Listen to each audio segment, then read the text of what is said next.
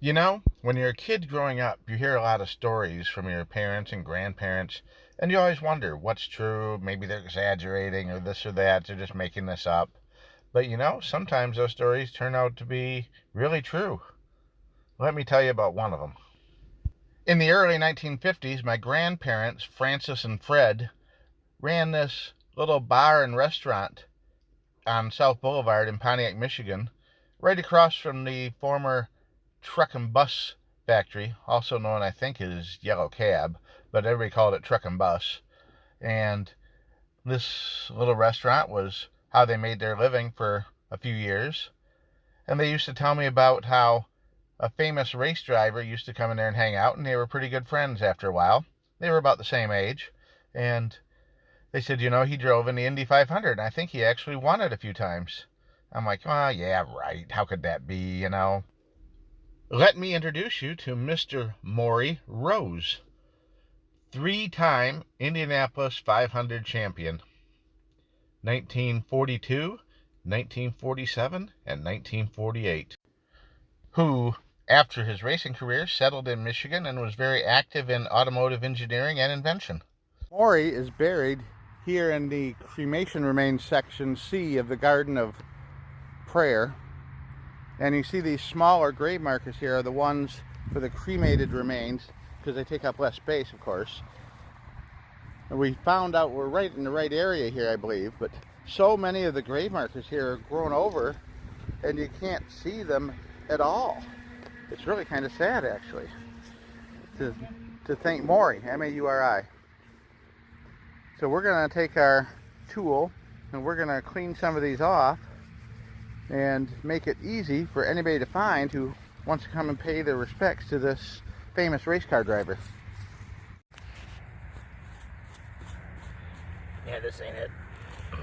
Yeah, that's nice of you to uncover it, though. All right, well, that took some work. We finally located, Well, but that, don't say finally, but Mark 277. Basically, this section of the cemetery, the cremated remains are laid out in a cross shape next to the statue.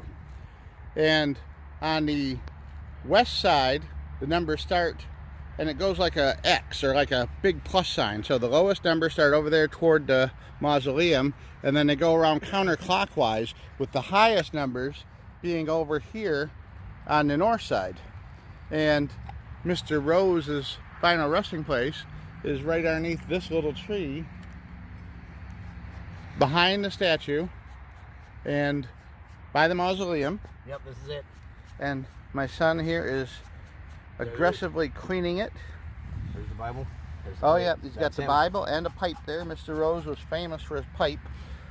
And we're going to go ahead and edge all around his marker here and make it nice and clean and pretty.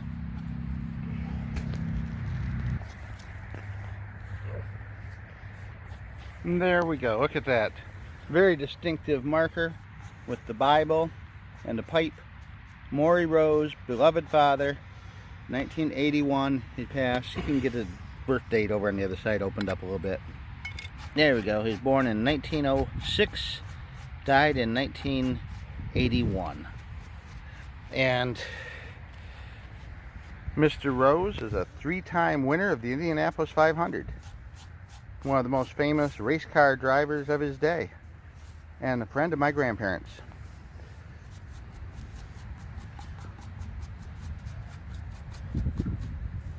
There we go.